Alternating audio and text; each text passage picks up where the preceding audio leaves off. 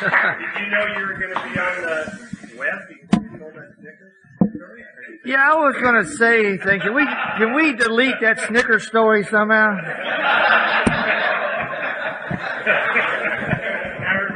On the World Wide Web, huh? Yeah! No, I'm fine. Hi, everybody. I'm Tim Highland. I'm an alcoholic. Good to be here again, guys. And Larry, thanks. That was very funny stuff. Thank you so much. It's good to laugh. It's good to laugh. Also, I need to tell you guys, you talk about sobriety. I'm not sure I'm sober yet. I'm thinking maybe that horseradish had some moonshine in it or something. Oh man, I almost lost it over there. I wasn't paying attention to what that stuff was. It took me out. Wow, that stuff had a kick, but it was good. But good to be here again. Good to be sober. It's been a beautiful day. I tell you, guys got a beautiful place up here to be sober in, man. What a beautiful place. And my man back there with, 2 weeks, 3 weeks? You either are one of the bravest guys I've ever met, or you just got lost and ended up at the wrong place. I cannot imagine being 3 weeks sober and being at something like this. But, welcome, What a good place to be, and, great. I just want to say, I was telling somebody today, it's a little pressing to have to do something like this when you're kind of the whole show, you just feel like, you don't know if you said that before, everything starts running together on you, but you guys have just been great, and to see people that are so engaged in their sobriety, I've gone to places and talk, and people are sleeping, reading newspapers, and, not paying attention. You guys are just, into it. As I said this morning, you're obviously part of that 5% that wants more out of what recovery has to offer.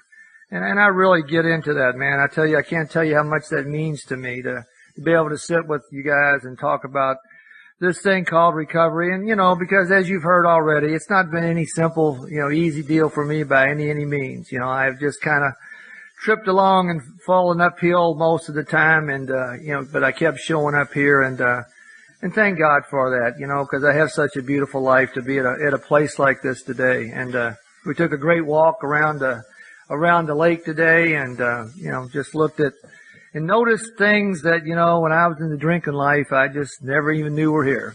I didn't know there was something as beautiful as water, or sunlight on the water, or the sunlight coming through the trees. We were talking earlier this morning, what I didn't realize, I don't know about you guys, but the drinking world was a little bitty world. When you really look at it, I thought I had it all going on.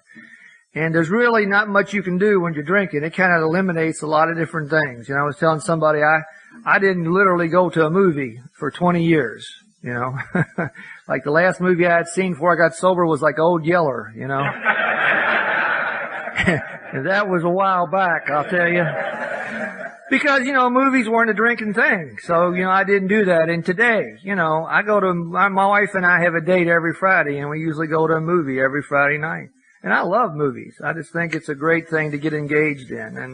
And yet, what I didn't realize is that, I wasn't engaged in anything except drinking. That was my obsession. And if drinking didn't go along with that particular activity, then, I just wasn't going to be a part of it. And so today, my life is so big, and, to come someplace like this and actually remember what it looks like, is just such a special blessing. And I really mean that to each and every one of you. And the other thing I love about these weekends is that, now I have, 100 other best friends. And, I may see some of you down the road again, I may not, but the deal is the experience that we have, and this is the way A works, just for a couple days, enriches my life so much. That sometimes I can't hardly believe it. And that's just a really neat deal, and I don't ever take it for granted. I really don't, because I never had anything like that in my life. And, so, I'm happy to be here tonight, and, like I say, I have had my struggles, but I have gotten better, as I told you. I don't, obsess on those Snickers bars anymore like I used to, and, not too much on that other part of it either. But anyway, I just want kind of to reclassify, we've been through the first 7 steps, or we've talked about them, and at least I've talked about them as my experience has been with them, and that's all as I told you that I have. And, and Chuck Chamberlain used to talk about we uncover, discover, and discard. And we've been pretty much talking about this morning the uncovering part, of this whole process, and the discovering part, which happened for me in 4, 5, and then 6 and 7. And the discard part of it now, came in these last 2 steps we're going to talk about, tonight a little bit in 8 and 9. And I told you guys is that really for me, this is when the rubber met the road. It was a pretty neat exercise for me doing the first, 6 steps or 7 steps until we got to this 8 and 9 business. Because, when I got to 8 and 9, now people were looking at me in the eyes saying, what are you going to do about it? And what they were saying is, now it's the time for action. And as I said, I heard somebody else say this today. I mean, the problem with this step was my whole life I was a runner. I was a runner, man. And if you think about that, as I told you, when I showed up at Alcoholics Anonymous, I had 2 skills, fight or flee. That was my whole, whole way of living. I mean, I looked at my life in every form of my life, whether it was in home, business, relationships, fight, flee. Some variation of it was all I ever knew how to do. And what somebody told me, he said, Tim, those are survival skills. And that's usually mostly all that we have when we show up in the Alcoholics Anonymous. With addition to maybe stalking skills, we're usually pretty good at that. But other than that, I had no design for living. And I was a runner. And alcohol was the great runner, right? I'm out of here. When I didn't want to face something, when something made me nervous, I knew how to get rid of it. I took a drink, and at least for the moment, that issue was gone.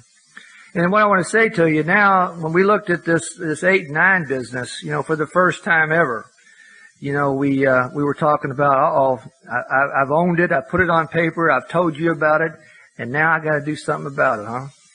And they said, yeah, now you got to do something about it. And that's when it got to this whole idea of, whoa, the fear started to set up, and I wanted to run. I wanted to run. I certainly wanted to put all of that stuff off. I was just thinking, we were talking as we were walking today around the lake, about Tom Ivester. And I don't know if any of you young guys know Tom's story. But, when I first got sober, I remember listening, to a tape. They had tapes in those days, not 8-track player, but they had tapes. And we listened to his tape, and his story was incredible because I got sober, I was about 42, but, many, many times. I had driven home in a blackout.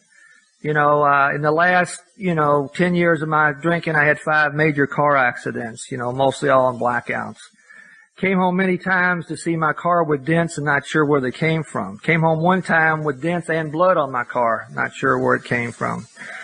And so I'm getting sober, and I listened to this man's story, and he talked about the one thing that I always thought, if this ever happened to me, there's no way that I could live. There's no way that I could go on sober. And in a blackout in his story, he had ran over and killed 2 kids.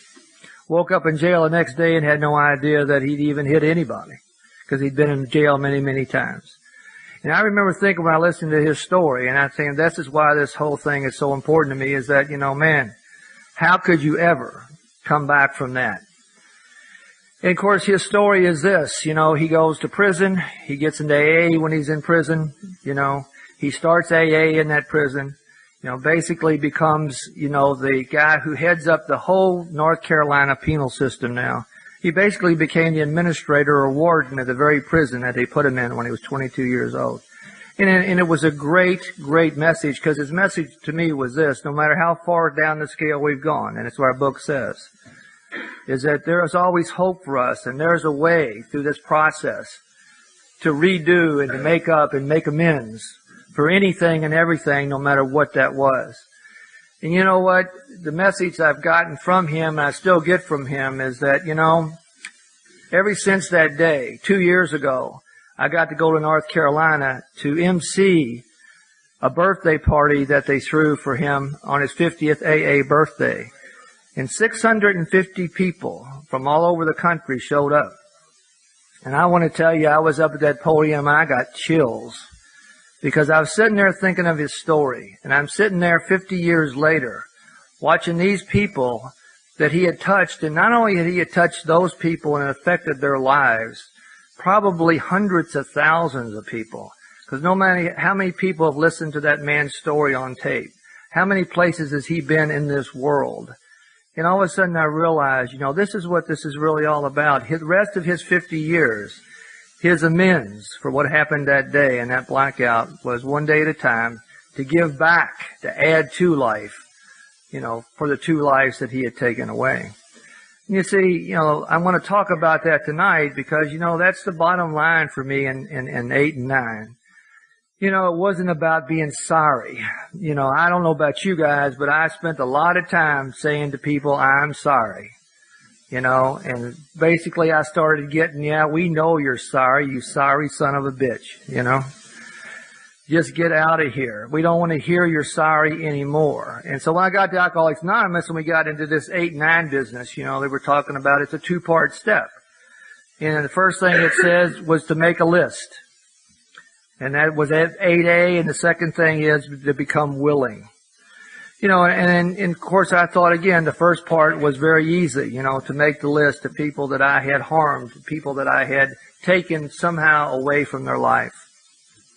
The second part of it was to become willing, and that was a little bit more of a difficult thing for me. And the thing I also wanted to say before I said that was, I hope everybody's come to realize that the steps are named as steps for a reason.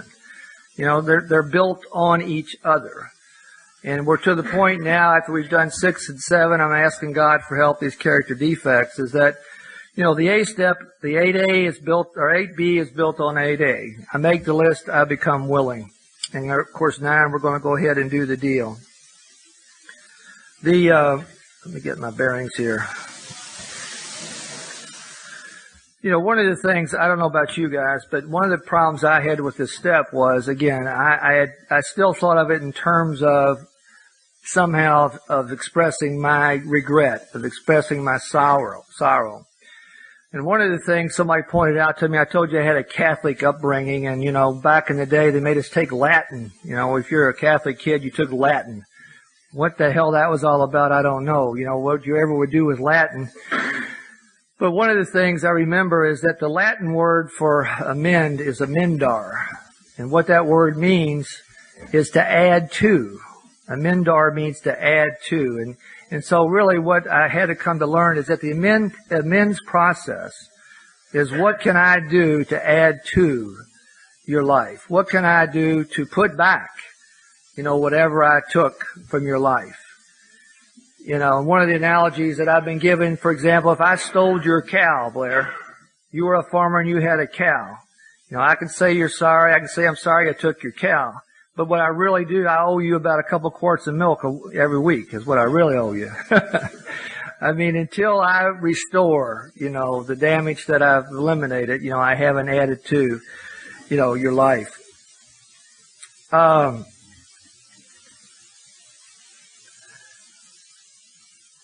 The other thing, and I think this is critical and we always need to talk about it, is that I think this is the one step where sponsorship becomes very critical.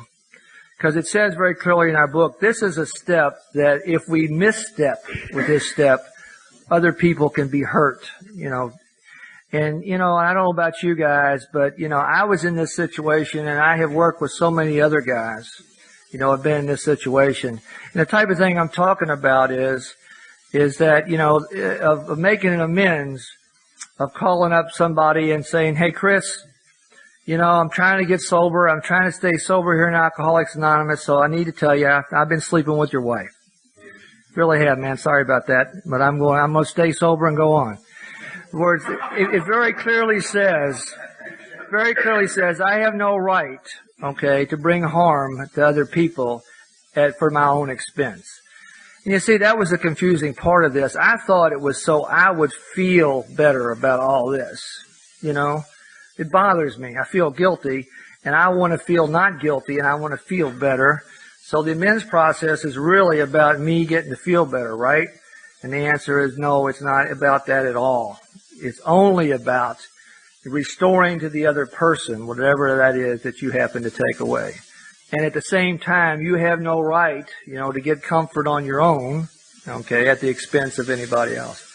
And I can't tell you, since I've only been in AA 19 and a half years, but how many times that I come back to guys that have already, gone to the wife or the girlfriend or whoever and have made amends that have not only harmed other people, they've caused a major mess. And so I just say to you, this is something, I know in my life, once my list was made, and with the guys that I sponsor, I tell them, guys, make the list. We'll sit down, we'll go at it, person by person, item by item, and we're going to decide how and when that amends should be made. And I just can't emphasize that enough because, there's so much harm it's done in that, I think in an unintentional way by many of us, but it certainly ends up, the same way. And I'm sure there's other guys in here that have a lot of experience with that. The light's so bad up here, I can't see anything. I don't know about you guys, but, one of the areas that I always was, concerned about with this was, ex-girlfriends and people, especially women that have been through your life somewhere along the line, and you just felt compelled to let them know you didn't mean any harm, to let them know you're sorry you hurt their life. And, and it's the same thing. I have no right, for example, to call one of my old girlfriends who now lives in Denver and who's now happily married and, hasn't thought about me in probably 25 years. And I just dial her up one day and her husband answers and I say, hey, is this, Tammy's husband? This is Tim back in Louisville. And look, I just need to talk to her and make amends about, screwing her over there 25 years ago. Is she there? And now, I'm sure she has no interest in hearing about that. She forgot it a long time ago, and now she's probably got a problem with her husband, who certainly didn't want to hear from me. And I say that because, see, that amend is simply my need to feel better. That amend is not going to add to that young woman's life. In fact, that amend is probably going to cause her some grief, and I need to say that, and I know all of you got those types of amends that are somewhere along the line to make. And thank God, people were able to tell me, no, Tim, take them off, pray for them, go on with your life. Amends of omission. There's two things I mean by that. I remember going through my list with my sponsor one time, and I can't tell you how many of these were on there, and it kind of hurt my feelings. I'd say, well, what's my amend to them? And they said, your best amend to them is to stay away from them. Okay, just stay out of their life. And that offends my ego. It seems like there should be something, and it's the same thing. Wait a minute, I want to be more comfortable with this. I think if I let them know I'm sorry, I'll feel better. And that's all about me. The thing is, if I have no value to add to their life, then I'm best to stay out of it. And the other thing about, amends of omission. We were talking about this today. I don't know about you guys, but I guess so much of the harm I caused to people that were close to me was just being absent in body, mind, and soul, And when I got sober, I realized I hadn't been there for my kids very much. I hadn't been there for my wife very much. So what do you do about that? What do you do about all the years that have gone by that are lost and, you certainly can't bring them back? And, I think about this with my kids a lot, the three of them, and now I told you I have those 6 grandkids. And I can't go back there and recreate time, but what I can do is be there today for their kids, and I know that they understand the difference that, Grandpa is at their ball game today, and he missed mine. Grandpa can sit and talk to his grandkids today, and he couldn't sit and talk to me ever. We were talking about amends to wives and to people who have been close to you in your life, I was telling you, back to the kids again, I'll tell you a little bit of story about the type of thing I'm talking about. years back one time, my daughter tells this story sometime. I was sitting watching TV, watching the football game one night, and one day, and my daughter says, "Dad, will you go shopping with me?" And I watched the football game. I pulled out my credit card, said, "Sure, hon, here, go ahead and get what you want." And she just stood there and she said, "Dad, will you go shopping with me?" I said, "I gave you the credit card. Go ahead. That's fine, honey." And see, I missed it. What she was saying is, will you be with me? Will you take your time, Dad, away from your football game to go spend it with me? I can't tell you when I did my 8th and 9th list how many of that type of thing were on there. And they almost just stunned me when I saw them. I mean, I was so self-centered. I was so oblivious.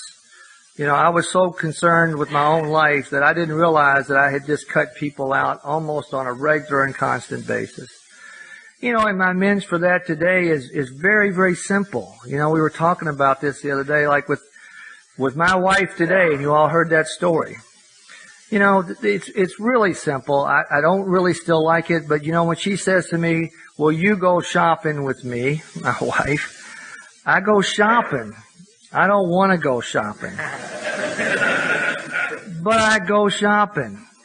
And I walk around the mall and I try to concentrate on what I said Chamberlain said, is that whatever it is you give your constant love, care, and attention to will become the most interesting thing in the world. I was telling somebody right before I came here, this is typical of what things are today. I came home and, bad day. I would be interested in having a nice meal and maybe, hopefully, sex later on. That's kind of what I'm thinking. And I walk in the door and it's like, "Hey, we got to go to the mall. It's the grandkids' birthday are coming up." And I'm like, I already had, Tim's had his idea what's going to happen. She presented me with hers. The difference with me today is somewhere along the line after our process, I say, "Okay, let's go."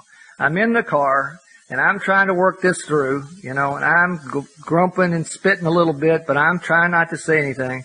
We get to the mall, we do our shopping. I'm starting to feel a little bit better. We get home, and when we're done with shopping, she says, "Hey, I really want to thank you for taking your time. I know you didn't want to go, but I really appreciate you being with me out there to do that. Hey, can I buy you a latte?" "Yeah." And we get home, and guess who wants to have sex? Her, not me. And I'm thinking, damn, I'm glad I didn't say anything,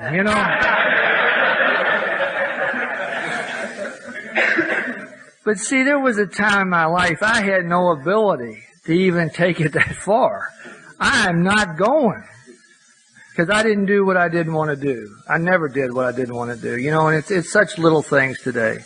Listening to other people. I don't know about you guys. I grew up in a family of, 7.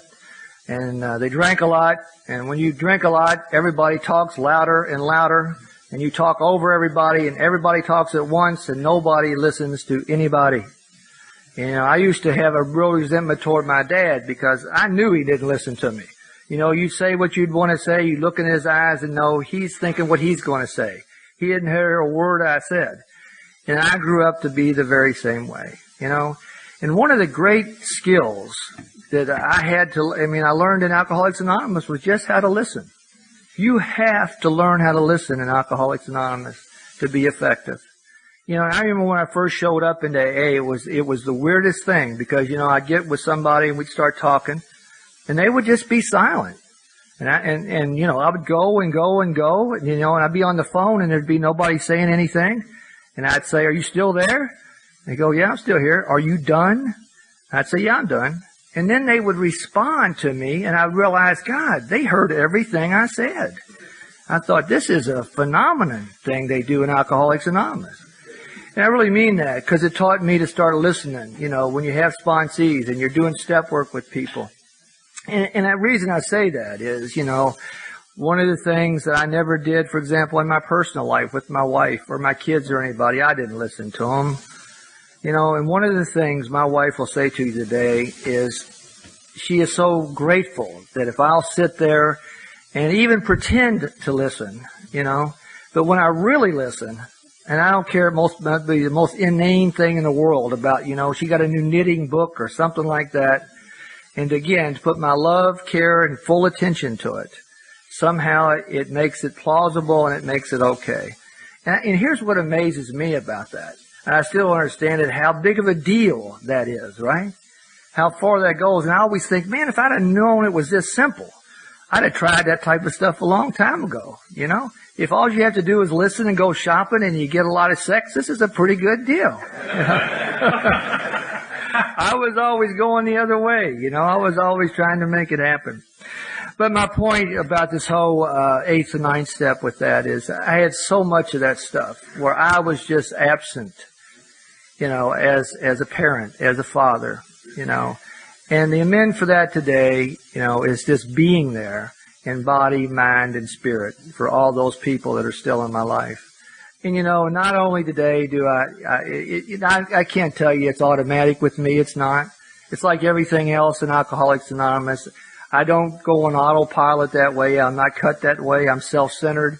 I have to work at it, and it's a daily process with me. But I can certainly tell you, it's gotten better. And, as long as I keep that add to, that's why I go back to that Latin verb. Because in 8 and 9, I tend to want to get into I'm the sorry. And if I go back to this thing, it ain't about being sorry. It's about how can you look to add to and put back, you had called and you had taken. Now again, most of you heard my story. And that was all well and good, but as I told you, there were these people that I owed about $250,000 to. And they wanted it back, and I didn't have it, and I couldn't see any prospect of getting it too quickly, And so this was one of them that I just did not want to face. And the story goes, for about a year, I would kind of take this position that, when I get a little bit better off, money starts coming in, I'll sit down and take a look at that. When I'm a little bit better off. Now, a little bit better off, we might have still been looking at that.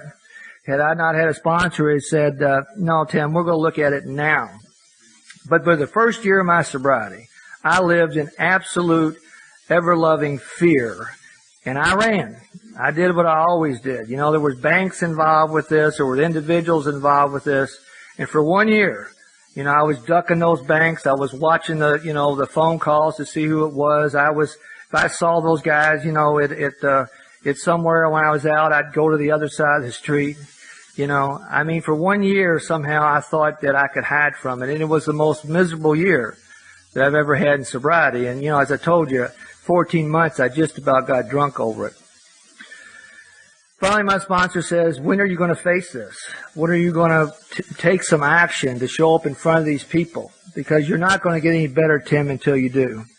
Now, I'll never forget this because it was the turning point in my sobriety. About $150,000 of it was owed to this one bank. All right. And I had just been hiding from these guys' phone calls for a long, long time. But finally one day I got the courage to make the call and I told these guys, can I come in and talk with you? I'll never forget this meeting. I go in there and there's 3 bankers, right? The lending committee and me, and I sit down and they were anxious to hear what I had to say. And I said, well, guys, here's the deal. I know I owe you this money. I've owed it to you for a long time. Unfortunately, as you probably would guess, I don't have it. But I said, here's the deal, guys. I said, I'm an alcoholic. I wish you could have seen their faces. I'm an alcoholic, and I'm in recovery. And still, these guys are not very entertained by this at all. I'm in recovery, and I'm willing to make it better. And then they don't know what to say. So finally, one guy says, well, that's great, but how much can you pay back every month? And I said, I don't know. How much would you like me to pay back every year? And so they came up with this figure. I think it was about $3,000.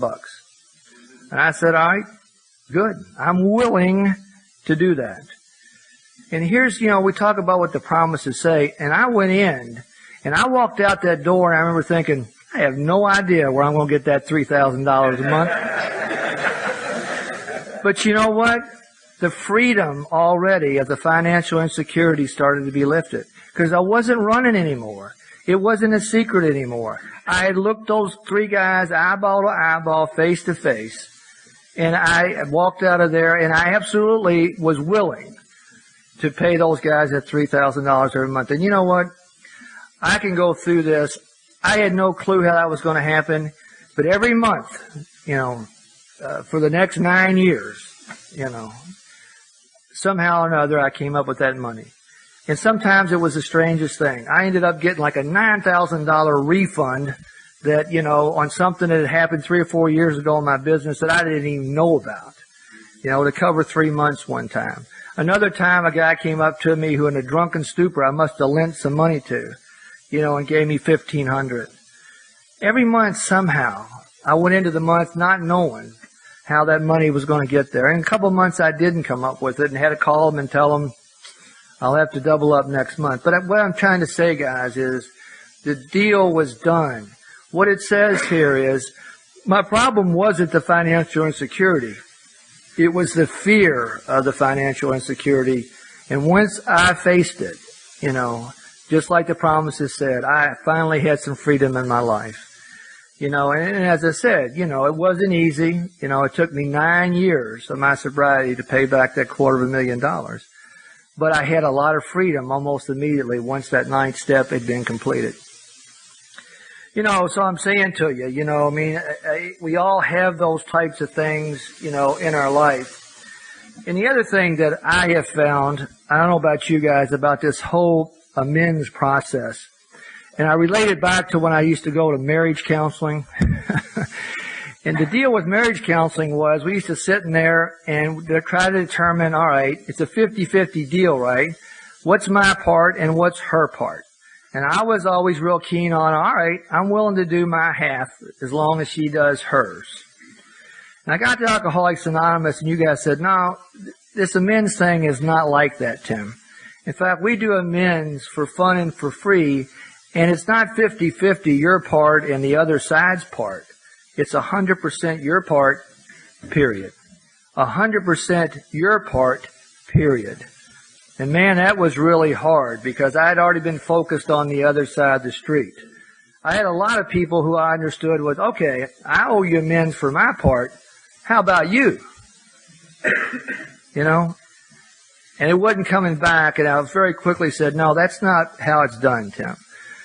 You suit up and you show up, and whatever your part in any condition was, you make your full amends for it 100%, irregardless if there's anything coming back to you.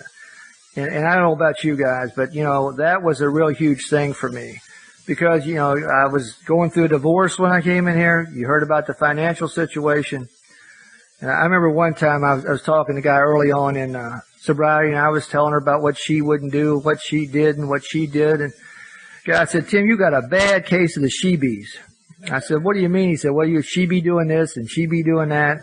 I mean, I was all eaten up with that, And finally they were able to tell me is that, just put she on the side and get about the business of looking at it as what you have to do, to settle your part of this whole deal. One of the things that this amends process, it says, again, we do it with no expectation in return. And we don't do it to make ourselves feel better. We do it because we owe whatever it is to put back into the lives of people that we stole from. What it doesn't say to us is when the return will come or if there ever be a return on that. Okay? But I want to kind of share with you a couple stories. And one of them at times I have trouble with that really, go back to the heart of, that started with a 9-step amend. Two situations. One, my middle son, you heard about my oldest son, who was the one born on Christmas morning, and you heard about my daughter, who is the alcoholic who's in 7 years in recovery out in L.A. Well, my middle son, Terry, works with me today. But I want to tell you a story that I think, again, relates to me, why this cleanup that we do in Alcoholics Anonymous is so important. When Terry was about 6 months old, 8 months old, just a little infant, his mother, who worked in the hospital at the lab, left him with me one Saturday to take care of him, and she went to work. And it was a Saturday afternoon, and so what I did, it was probably August in Louisville, it was 95 degrees out. So me and this 6-month-old baby go to a softball game, which is one of those keg softball games deals, right? And we sat out in the 95-degree sun and drank beer all day, just got toasted with a 6-month-old baby, and I'm taking great care of him. I've got him wrapped in my arms. But I got home that day, and she wasn't home yet. I tried to get home before she did, and I was pretty drunk. And when I got home, as I remember it, a thunderstorm had really come up. And right as I'm getting out of the car, this was my story. As I'm getting out of the car, a thunderbolt struck and it knocked this baby out of my hands. No thunderbolt struck at all. I was drunk and I dropped this baby. And I dropped this baby right on its head. I'll never forget this. And the baby just laid there. And it had blood coming out of its ears. And it started getting blue. And I picked it up and ran inside and called her. And the hospital she worked at, thank God, it was only about a quarter of a mile away. And they sent an ambulance down and they got that baby. And, the good news was, they got him to the hospital in time, and they revived him, and, they got him breathing, and there wasn't apparently any significant damage done. And a couple things I remember about that, was one, having to come up with this incredible lie about the thunderbolt knocking the baby out of my arms. And the second thing was, time I got, to the hospital, I have told God and everybody, that I'll never drink again. I'm not going to have this happen. I can't believe that this happened. Got to the hospital, found out the baby was all right. No sooner than I got home, I said, man, I got to have a drink. This stress is unbelievable. And that's the one thing. Here's the thing. Now, nobody really knew what happened. I got away with it. The kid wouldn't hurt. But I want to tell you this. I'll tell you the story on it. As that kid grew up, every time something went wrong, if he got a D at school, I was thinking, oh man, that's me. It's because he got dropped on his head. If he struck out in the Little League game, or if something looked, inefficient, I would think, oh man, I wonder if that's because he's damaged because I dropped him on his head. I am absolutely telling the truth, guys. I lived with this for years and years. When I got sober, he was about 13 years old, and we were separated at the time, and he came to live with me one day. I said, Terry, I need to talk with you. And he said, Dad, what is it? And I said, well, you have to understand this conversation. I said, when you were a little baby, I dropped you on your head. And he kind of looked at me, he said, what? I said, yeah, I dropped you on your head, and I was drunk. And for a long time, I really thought, that I damaged you. And he just kind of looked at me. And the kid, obviously, he's a very talented kid. He was a very talented athlete. He's a scratch golfer today. I mean, but my point is that the spiritual damage that I carried for all those years, the secret that I had, was mine and mine alone. And as it went on, it grew to something, and obviously never affected him. He had no idea he was even dropped on his head. And it certainly didn't affect his mother because she didn't really know. But it was eating my guts out. And I was so glad that I had that talk with him, because let me give you the sequel to the story. And I said to you, in my life, in my sobriety, God has just in His own way worked things out and brought healing to my life. So after I talked with Terry and told him that, we went on with our lives, I guess. But she's 12 now. 8 years ago, his oldest daughter, my first granddaughter, who is 12 last week, she was 4 years old. And we took all the kids at that time, we were back together, and we took them to Colorado on a skiing trip. And we had done that many years, but this particular time we're out there, And everybody else is out on the ski slopes except Terry and Kylie, who's his little girl, and me. And I'm in one room and he's in the other, and all of a sudden I hear him start screaming at the top of his lungs, "Dad, Dad, help, Dad, help, Dad, help, Dad." And what had happened is this little child, and she was a little bitty thing, had lodged a piece of plastic in her trachea. And it was not coming out. You know, we had tried all the things that you normally tried, and he had tried, and we knew we were in trouble because we were in a place where we weren't close to anything. We weren't close to a phone. We weren't close to anything. And he started crying and yelling, and next thing I know, I pick up this child and we started running, you know, down the hall of this place that we were in, trying to get to some place where we could get this child. But as I'm running, guys, I look down and this baby is dying. I can tell she's dying. You know, her eyes rolled back in her head and she turned just purple almost. And the next thing I can tell you is, I'm on my knees. I don't know why I stopped, but the next thing I'm on my knees and I'm grabbing this child and I don't know what the hell I'm doing. You know, I blew in her nose, I blew in her ears, and I'm asking God, please, help me find a way to do something right here. And somehow, whatever I did, you know, lodged that piece of plastic just enough that she started to just choke just a little bit, you know, and a little bit of air got down into her. Eventually, we were able to call EMS and get them there, and they took her down to Denver, you know, and it took them all day to get that thing out and to bring her back. But what I wanted to share with you, that later that night, and I stayed back there, was my wife took him in there. He came back. And here's a child, the same one I dropped on his head, and he had never said too much to me about anything, but he looked at me and he said, "Dad, I need to tell you something." He said, "What's that?" He said, "The doctors at that hospital said, if you hadn't did what you did, you know, she'd be dead." He said, "Dad, you saved her life. Dad, I'm so glad you're sober. You know, I'm so glad you're sober." And see, the deal is, it was like full circle for me. It was like God saying, you know, "Tim, don't you see? You know, here's a child you almost killed, your own son, in your drunken stupor. And now all these years later, because you're sober and because you could be there, you get to be part of helping save his child from losing her life, you know." And here's what I'm going to say, guys. I mean, I often think what would have happened had it gone the other way, had she not made it, you know, because this child and I, we have a special bond, and I can't tell you what it's all about. What I do know is this, is that, you know, I would have had you guys here in Alcoholics Anonymous, you know, to tell me that it was going to be okay, you know. And I do believe that in my heart and my soul that, you know, I don't know, I can't ever say how I would have done had she not made it. But the miracle that day, okay, was not that she lived. The miracle that day that I got in touch with is that I was there in body, mind, and spirit, able to be a trusted servant and able to be somebody that God could use that particular moment. That was the miracle.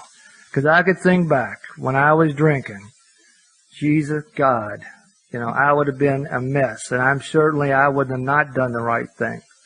Just like, you know, I had dropped him on his head when I was drinking. And so what I'm saying is that whatever it is in your life, you know, that you've been shoving under the carpet. You know, there was an old Eagles song called Lion Eyes. If you remember that song. And there was a line in that song that always caught my attention. And the line was, "Every form of refuge has its price." Every form of refuge has its price. And the translation to me was, well, you can slide it under the table today, but it's coming back. It's not going away. Sooner or later, all those things that we hid, all those things that we kind of shoved under the table, sooner or later they're coming back. So when we get to the 9th step, you know, ask God, you know, for the courage not to shove anything under the table, but to somehow suit up and show up and face it right now.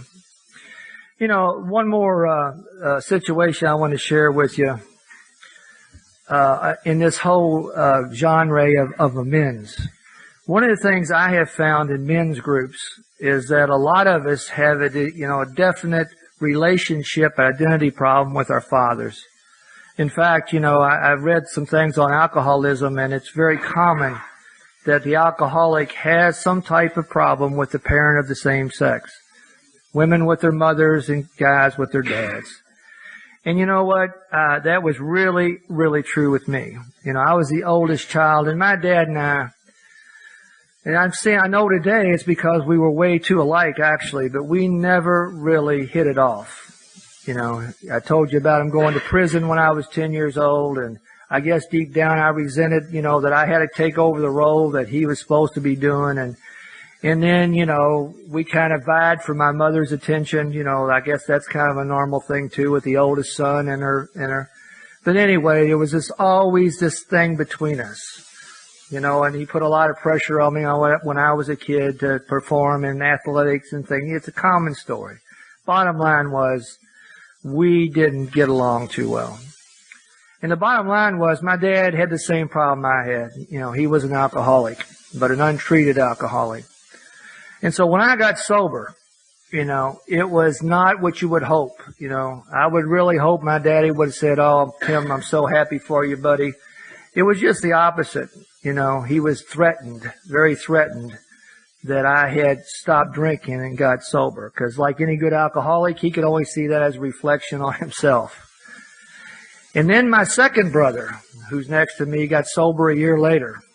And that really put the thing on a bad situation, because I think my dad finally saw the deal is that, and I remember the day my brother got sober, my dad, who hadn't drank for a little bit because he had some physical problems, but that day he walked around. I sent my brother to Hazelton, and that day he came around, got a beer out of there, walked right in front of me and popped it. It was like telling me, "Look, you can do whatever you want to do, but I'm going to drink." And that's what I'm trying to tell you is the type of relationship you have. My mom got real sick in 1994, and she ended up dying in 1995. And my dad, I'm giving you a little idea where we were with that. My dad, as we do, got in his cups, as it says, and he got full of self-pity and remorse.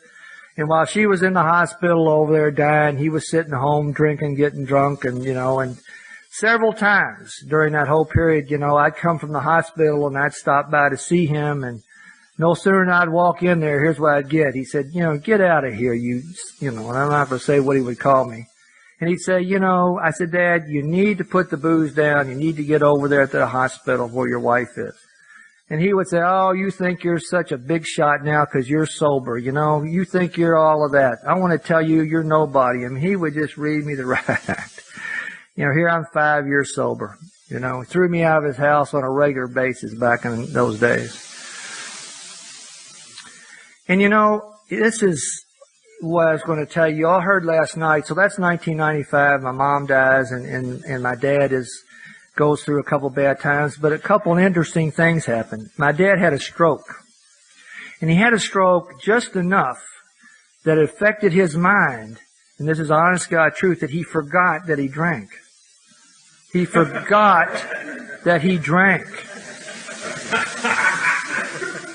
His speech was a little impaired, he slurred a little bit, but his obsession with alcohol was gone.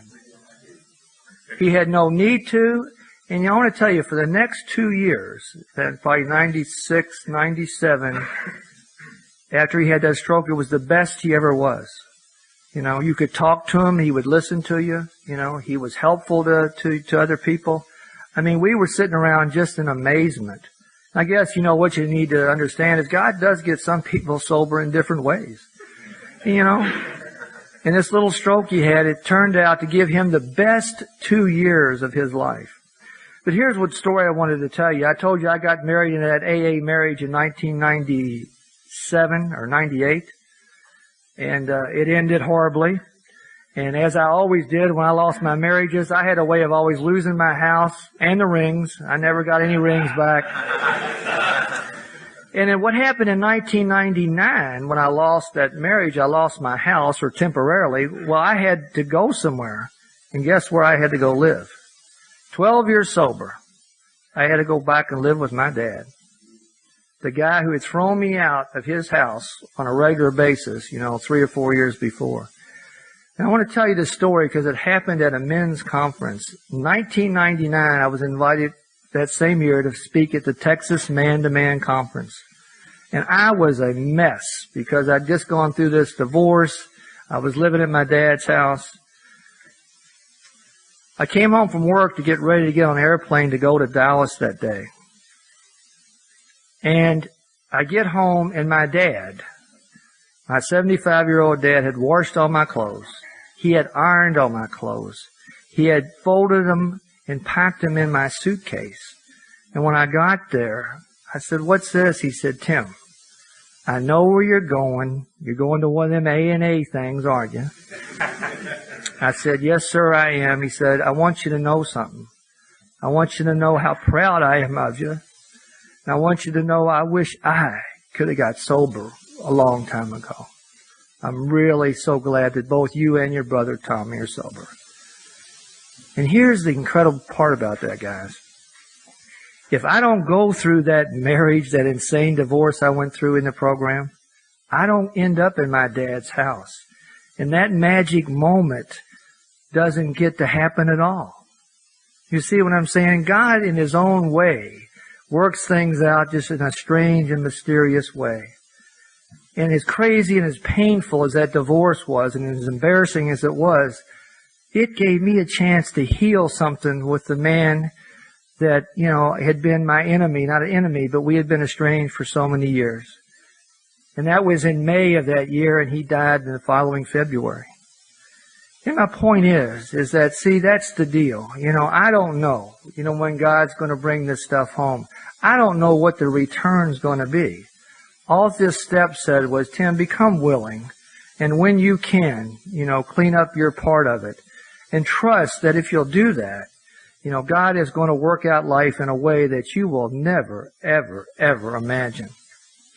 And I just need to tell you, if you're kind of stalling out on this 8th and the 9th step, get moving on it. Don't be afraid of it. Especially the things, I was always taught, whatever the things you're afraid of the most, put them at the top of the list, not the bottom of the list. Get them up there and get together with a good sponsor or another good member of AA, and you'll find a way to start that process. And it's the process of healing. And, as I said this morning, I was taught that once you've completed that 9th step is that you have done the program of Alcoholics Anonymous as it's outlined in the big book. And tomorrow we're going to talk about 10, 11, and 12, which are the maintenance steps, which I have employed in my life, since that time to try to keep, that process of, uncovering, discovering, and discarding going on a regular basis. Wow. Guys, I can't tell you how, neat it is to be here. I can't tell you how important this is to me, to be able to, I haven't told those two stories. I haven't thought about those two stories in a long, long time. And I need to do that because sometimes, you see, I get lost and I can't see what God has done for me that I couldn't do for myself. And the simple thing it says in the back of the book when we read it all the time is all I have to do is stay on the firing line of life. Suit up and show up. Be at my sobriety station every day. And, and things are going to happen that I would never ever to believe. And, I guess it all comes down to, we're going to talk about this tomorrow. And, if you don't remember anything when you go home this weekend, just remember, just to do the stitches and trust that the patterns that God's going to work out, are going to be better than you would ever choose. I'm ready to go to the campfire, guys. I'm Tim and I'm an alcoholic. Thanks.